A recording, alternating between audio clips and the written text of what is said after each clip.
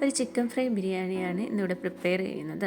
അതിനുവേണ്ടി ചിക്കൻ കഴുകി വൃത്തിയാക്കിയതിലേക്ക് മുളക് പൊടി, കുരുമുളക് പൊടി, മഞ്ഞൾപ്പൊടി, ഗരം മസാല, ഉപ്പ്, ഇഞ്ചി വെളുത്തുള്ളി പേസ്റ്റ്, നാരങ്ങ നീര് എന്നിവ ചേർത്ത് നന്നായി മാരിനേറ്റ് ചെയ്ത് അരമണിക്കൂറെങ്കിലും ഫ്രിഡ്ജിൽ വെക്കുക. കുറച്ച് നെയ്യിൽ കശുവണ്ടി പരിപ്പും കിസ്മിസും വറുത്ത് കോരുക. ആ നെയ്യുടെ കൂട്ടത്തിൽ തന്നെ കുറച്ച് ഓയിലും കൂടെ ചേർത്ത് ആ ഓയിൽ ചൂടായി വരുമ്പോഴത്തേക്ക് അരിഞ്ഞു വെച്ചിരിക്കുന്ന സവാള ഓരോന്നോരോന്നാക്കി അത് വറുത്ത് കോരുക. ഓരോന്നോരോന്നായി വറുത്ത് കോരുമ്പോൾ അത് കട്ട പിടിക്കത്തുമില്ല, നല്ല ക്രിസ്പിയായ ഒണിയൻ ഫ്രൈ നമുക്ക് കിട്ടും. അതിന് ഫ്രൈ ക്രിസ്പിയായി കിട്ടാൻ വേണ്ടി അത് പകുതി ആകുമ്പോഴത്തേക്ക് കുറച്ച് ഉപ്പും കൂടെ വിതറുക. അപ്പം നല്ല ക്രിസ്പിയായ ഒണിയൻ ഫ്രൈ കിട്ടും. ആദ്യം തന്നെ സവാള വറുത്ത് കോരിയാൽ ആ എണ്ണ തന്നെ നമുക്ക് ചിക്കൻ മസാല ഉണ്ടാക്കാനും ചിക്കൻ ഫ്രൈ ചെയ്യാനും എല്ലാം യൂസ് ചെയ്യാൻ പറ്റും. കൂടുതൽ എണ്ണ അപ്പോൾ ബിരിയാണിക്ക് വേണ്ടി ഉപയോഗിക്കേണ്ടി വരികയില്ല.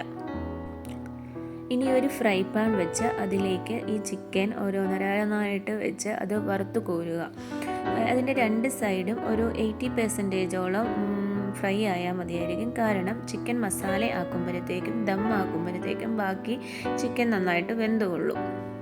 ഈ ഓയിൽ തന്നെ നമുക്ക് ചിക്കന് മസാല ഉണ്ടാക്കാൻ വേണ്ടി ഉപയോഗിക്കാവുന്നതാണ്. അതിനു വേണ്ടി ഈ ഫ്രൈ പാനിലേക്ക് ഈ ഓയിൽ ഒഴിച്ച് അതിലേക്ക് സവാള വഴറ്റാൻ വേണ്ടി എടുക്കുക.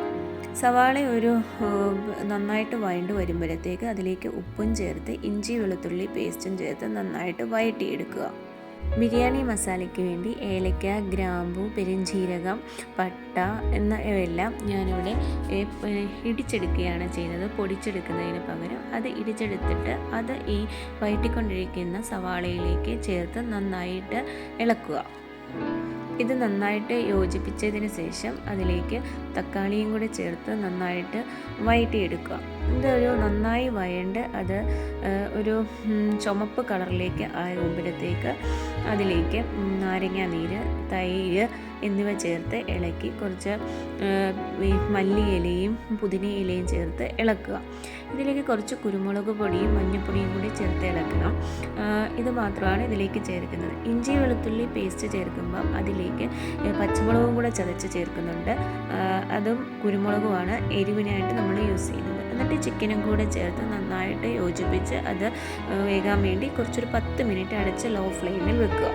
നെയ്ച്ചോറ് ഉണ്ടാക്കാൻ വേണ്ടി ഒരു പാത്രത്തിലേക്ക് നെയ്യ് ഒഴിച്ച് ഗ്രാമ്പും ബേലീഫും പെരുംജീരകവും കുരുമുളകും ഒക്കെ ഇട്ട് ചെറിയൊരു സവാള വഴറ്റി അതിലേക്ക് അരമണിക്കൂർ കുതിർത്ത് വെച്ച അരി നന്നായിട്ട് തോർന്നതിന് ശേഷം നന്നായിട്ട് വറുത്ത് കോരണം. അതിലേക്ക് ചൂടുവെള്ളവും ഒഴിച്ച് നാരങ്ങ നീരും ഉപ്പും ഇട്ട് അത് തിളപ്പിച്ചെടുക്കുക. അതിലേക്ക് കുറച്ച് ക്യാരറ്റും മല്ലിയിലേക്ക് ഇട്ട് ഇളക്കി കുറച്ച് ഒരു 10 മിനിറ്റ് അത് വേവിച്ചെടുക്കുക.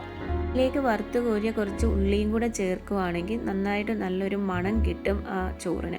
എന്നിട്ട് നമുക്കിത് ദമ്മാക്കാൻ വേണ്ടി ആദ്യമേ ചോറിടുക. അതിലേക്ക് വറുത്ത് കോരിയ കിസ്മിസും കാഷ്യൂ ഉള്ളിയും പിന്നെ മല്ലിയില, പുതിനയില, ഈ മസാലയെല്ലാം ലെയറായി ഇട്ട് അടച്ച് വെച്ചിട്ട് ഒരു 20 മിനിറ്റ് ലോ ഫ്ലെയിമിൽ ഒരു ഫ്രൈ പാനും മുകളിൽ വെച്ച് അടച്ച് ഒരു 20 മിനിറ്റ് ദമ്മാക്കി വെച്ചിട്ട് അത് തുറന്ന് നമുക്ക് ഉപയോഗിക്കാവുന്നതാണ്. ദമ്മാക്കുമ്പോൾ കുറച്ച് കുരുമുളക് പൊടിയും ഗരം മസാലയും കൂടെ മുകളിൽ വിതറുന്നത് നല്ലതായിരിക്കും.